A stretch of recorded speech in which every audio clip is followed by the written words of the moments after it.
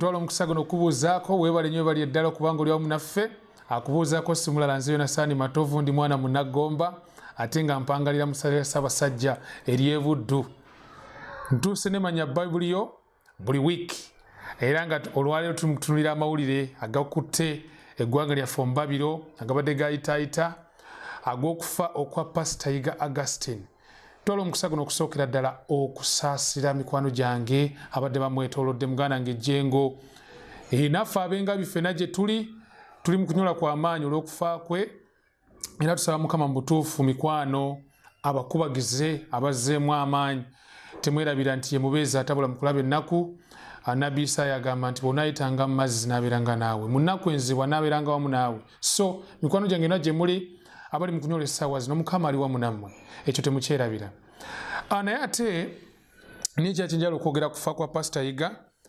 Okufa kwe kuleeseewo ebibuuzo bingi ne ku bantu abamu ababadde bakola comments ez'enjawulo naddala kati badde nsomako wano comment ku Nairo Post ku internet eya Crispus Mugisha eyafuluma ng'ennaku z'omwezi 28 omwezi ogwa October omwezi gwe tukubye amabega. Omuntu oguliko kugamba nti Pastor Yiga infected his followers with AIDS, lived a sinful life, says Pastor Senyonga. Twatandika ddi okwogera obubi ku bafudde? Kibuuzo kikulu ekyo. Twatandika ddi okwogera obubi ku bafudde? Waliwo ayinza okungamba nti kyawandiikibwawo nti tetwogera bubi ku bafudde. Naye ate mukwano gwange njala okijjukire nti mu mpisa ezaffe ez'obuntu bulamu tekyandibadde kirungi ku bantu nga bali mu kunyolwa abanyoledde olw'omuntu waabwe afudde ate gwe n'ovaayo n'oyogera obubi ku muntu oyo. Yesu Kristo yagamba nti kyemwagala okubakolera ekyo kyemubanga mukola mu kitabo ekya Matayo essula 7 onyolo 12. Kitegeeza ki nti naye bw'obanga tewandyagadde kwogerera bubi ng'ofudde tekyandibadde kirungi ate gwe otandika okwogera kuli afudde. Era mu ekyo nze ntwala omukisa guno okuvumirira yenna ayinza okuba nga avuddeyo n'ayogera nga omusumba oyo ow'okuluyi luli olw'ebwayise nti kyakola mutuufu si kirungi kikyamu ddala. Naye ate nga tuvuddewo awo ku mawulire ago aga comments ez'enjawulo ez'abasumba ezakoleddwa njagala ate tutunule ne ku statements ezayogeddwa. For example waliwo abagambye nti Mukama amusaasire ebyamusobako, abalala ne bagamba nti may his soul rest in peace. Weebuuzeemu ekibuuzo awo naawe, may his soul rest in peace. Nga sinaba kwogera kiddako, omusajja yitibwa Aristotle yali musajja mu Yonaani mu mwaka ogwa 3 BC yagenda n'agamba abantu nti Nabbubi alina amagulu 6 era abantu ne bakikkiriza nti alina amagulu 6. Naye nga wayise emyaka 1700 mu myaka egya 1200 Eddi omuvubuka n'avayo n'abala amagulu ga Nabbubi yagenda okuzuula ng'ekyamazima kiri nti amagulu tegali 6 gali 8. Abantu baali bamaze ebbanga lya myaka 1700 nga bakkiriza nti Nabbubi alina amagulu 6. Obadde okimanyi nti waliwo ne statement zetwogera ng'omuntu afudde naye ng'ekyamazima si ntuufu ng'Abakristaayo twali kyokulabirako ng'eyo gye boogera nti may his soul rest in peace. Nabyennya kagambaako RIP kagamba nti omwoyo gwe guwumula emirembe. Kituufu omwoyo gwe guwumula mirembe? Mukama amusonyiwa ebyamusobako ddala Katonda amusonyiwa nga afudde? Buzibu ki obuli mu kulowooza bw'otyo? Kabenje kyakayinza okubaawo. Ye ani afunamu omuntu singa alowooza nti omuntu bw'afa asigalamu akategeera Katonda yafunamu oba Sitaani?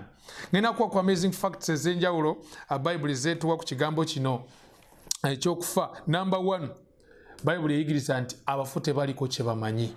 Bw'osomeri mu kitabo ekya Mbuulizi essula 9 olunyolo olwokutaano olw'omukaaga n'olw'ekkumi Bayibuli egamba nti abalamu bamanyi nga balifa naye abafu tebaliko kye bamanyi. Nemala negamba nti tebalina mugabo kubikolebwa wansi w'enjuba. Omulungi andaba mukwano gwange Munnayuganda munnange abali eyo yonna wooli abali mu saaluuni mukwano gyange abali mu hotel wherever you are kankutegeeze Bayibuli egamba nti abalamu bamanyi nga balifa naye abafu tebaliko kye bamanyi. Nga bafudde tewalina mugabo gwe balina kubikolebwa ku nsi. Waliwo yambuuza ekibuuzo nti wali olunyiriri mu Bayibuli olulaga nti omuntu bw'abanga afudde basobola okumusabira tewaliwo basabira bafu mu bayibuli nkwano gwe oba olulina eyo osobola okutusindikira naffe ne tulusoma naye nga bayibuli mu bitabo 66 ebitabo 39 eby'endagaano enkadde n'ebitabo 27 eby'endagaano empya tewali weeyigiriza nti omuntu bw'afa basobola okumusabira n'akyusa. In fact wuliriza omusajja ono Sulemaani bw'agamba mu Lunyiriri lw'ekkumi mubuulize essula 9 agamba nti buli kintu omukono gwo kyegulaba okukola okikolanga n'amaanyi go. Lwaki? Teri bikola emagombe gy'ogenda, teri magezi, teri kumanya, teri kutegeera. Simanya okiraba nti bw'ogenda mu maaso n'okulowooza nti omuntu ono bw'aba afudde osobola okubaako ky'osaba oba ky'omusabira ne kibaawo nti oba omala ga bwerere. Muganda agamba nti oba osiwa nsaano ku mazzi bw'ogamba nti omwoyo gwe guwummule mirembe kubanga talina gy'awummulira. Okuwummula ffe tukufuna abalamu naye bali abafu tebaliko kye bamanyi so tebawummula. Ekirala bayibuli kyeyogera kufa egamba nti omuntu bw'afa ebirowoozo bye bibula. Eri mu kitabo ekya Zaburi 46 Olunyiriri olwokuna his thoughts perish, ebirowoozo bye bibula. Ekyokusatu bayibuli eyigiriza nti abafu tebatendereza Katonda.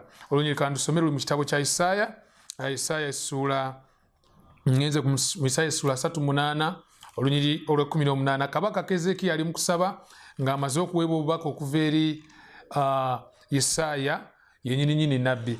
Bubaka ki bwamuwa era ye essaala ki gy'asaba? Katunulire essaala Keezeekiya gy'asaba. Tuli mu kitabo kya Isaaya atulaba olunyiriri lwa 18 mu ssuula eya 38. Bayibuli egamba bweti kubanga amagombe tegayinza kukutendereza, okufa tekuyinza kukusuuta, ababaka mu bunnya tebayinza kusuubira mazima go. Buli kintu omukono gwo kyegulaba okukola okikolanga n'amaanyi go gonna. Lwaki? Omuntu afudde ne bwe mba mbuulira enjiri essaawa zino eba tekyamugasa. Era ffe bwe tujjanga munnange wafiiriddwa kye tukola tugumya ggwe. Naye oli afudde tulina kyanjawulo kye tuyinza mukolako, ne Katonda talina kyayinza kukola ku mufu. Afudde kujjako ng'asiimye n'amuzuukiza olabako kyamukolako. Naye as long as he is dead there is no change of destiny. Kyebulaba Yesu yagamba nti bw'atyo Katonda bwe yagala ensi n'okuwaayo n'awaayo omwana we yazaalibwa omu yekka, buli muntu yenna amukkiriza aleme okubula naye abeere n'obulamu obutaggwaawo. Abeere n'obulamu obutaggwaawo kitegeeza ki? Olondawo okubeera omulamu emirembe gyonna ng'okyali mulamu, oba olondawo okuba omufu emirembe gyonna ng'okyali mulamu. Choice ogikola kati. Mu kuwunzika waliwo argument ab'emikwano gye balina egamba nti kale omubiri gwo guddayo mu ntaana ne baguziika. Tukame of course tuguzzaayo mu ntaana kubanga omuntu yava mu nfuufu. Katonda yagamba Adamu nti mu nfuufu mw'olidda kubanga omuwava. Bw'osoma Lubereberye essula 3 olunyiriri olw'19. Naye ate nti omwoyo gwo gusigalawo. My friend, kankuwe surprise. Bwe kyoyita omwoyo leero Bayibuli bwe bwekinnyonnyola ate genda kulaga nti si kyekyo ky'olowooza. Mubuulize essula 12 olunyiriri olw'omusanvu lugamba nti ettaka ne lidda mu ttaka ate omwoyo ne gudda eri Katonda eyagugaba. Omwoyo ogudda eri Katonda eyagugaba kye ki? Naye kankubuuza ekibuuzo, kiki ekyo Katonda kye yawa omuntu ku lubereberye ng'amutonda? Lubereberye essula 2 olunyiriri olw'omusanvu lugamba nti Katonda n'abumba omuntu mu nfuufu y'ensi n'amufuwamu omukka omulamu, omuntu n'afuuka omuntu omulamu. Kitegeeza ki? Katonda yamufuwamu omukka era bw'afa omukka gudda eri Katonda eyagugaba. Yobu essula 27 agambira ddala nti omwoyo gwa Katonda guli mu nnyindo zange. Oba omukka, kigambo ekyo omwoyo kiva mu kigambo kya Lwebbulaniya ekitibwa ruach. Kirabika mu Bayibuli emirundi 377 ku jjo 33 kivuunulwanga omukka ogussibwa. Naye ate newaba kibayita emmeeme. So kyeki? So ye gwandaba. Sigenda kukiruwetsaamu. Era Bayibuli eraga bulungi nnyo nti so oba kye tuyita emmeeme ekolebwa omukka ogussibwa n'omubiri nga biri wamu. Katonda n'abumba omuntu mu nfuufu y'ensi n'amufuwamu omukka omulamu, omuntu n'afuuka omulamu. So that is what we call the soul. Era Bayibuli eraga nti omwoyo gufa, emmeeme efa. Ezeekeri essula 18 olwokuna. Emmeeme yonna ekola ekibi eyonoona erifa. ate bw'osomeri mu kitabo ekyakubikula essula 16 olwokusatu ne lugamba nti buli mwoyo ogwali mu mazzi oba mu nnyanja ne gufa. Souls die. Katonda yekka yatafa. Eri Pawulo bw'atyo yali ategeeza Timoseewo ti Katonda yekka yalina obutafa. Naye ffe abantu tufa. Our inherent nature is mortality. We die. Naye Katonda yekka yatafa. So mukuwunzika kiki ngamba mikwano gyange? Waliwo statement zirina okusazaamu mu linnya erya Yesu Kristo nga rest in peace. Okuva na leero osobola okugumya abaliwo nogamba Mukama bakubagize, Mukama bazzeemu amaanyi, Mukama abagumye mu kiseera ekifaanana bwe kiti ekyokunyolwa, emitima gyammwe tegyeraliikirira. Ate osobola okugumya abaliwo nobagamba nti mikwano gyange Yesu Kristo ali wamu nammwe, kuba yagamba nti bino byonna bye bagambye mbeere n'emirembe mu nze. Mu nsi mulimu ennaku nnyingi naye mugume kubanga nze mpangudde ensi. Tusobola okugumya emikwano gyaffe abaliwo naye oli afudde tewali njawulo gye tuyinza kukola ku ye. Yalawunzika bwe nti mu statement ezakoleddwa Pastor Ssenyonga yagambye nti asaba nnyo asinkane Yesu, asinkane ne Pastor Yiga mu ggulu. Okakasa Pastor Yiga ali mu ggulu essaawa zino nga ne Dawudi yennyini jjajja wa Yesu Kristo tali mu ggulu. Osomere mu kitabo kya Bikola essula 2 olunyiriri olwa 29 n'olwa 34. Ekituufu kyeki abafu bafa bali luddawa. Yesu Kristo agamba bw'ati temwewuunya ekyo kubanga ekiseera kijja bonna abali mu ntaana bwe baliwulira eddoboozi lye.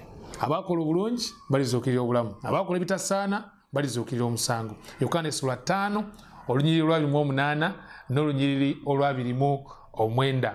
Eddiba bagenda okuvayo mu ntaana, omusajja ayitibwa Pawulo omutume yagamba mu kitabo ky'Abasalonika nga wandiika ebbaluwa eyo nti Mukama waffe yennyini aliko okuva mu ggulu n'okwogerera waggulu n'eddoboozi ya malayika omukulu n'ekkondeere lya Katonda, n'abo abafiira mu Kristo be balisooka okuzuukira. Osooka okubeera ekitundu ku abo singa ofudde abalizuukira nga Kristo alabise ku bire, naye ate osooka okubeera ekitundu ku abo abagenda okusangibwa nga balamu batwalibwe wamu ne bali abazuukidde abatuukirivu okusinkana Yesu Kristo mu bbanga.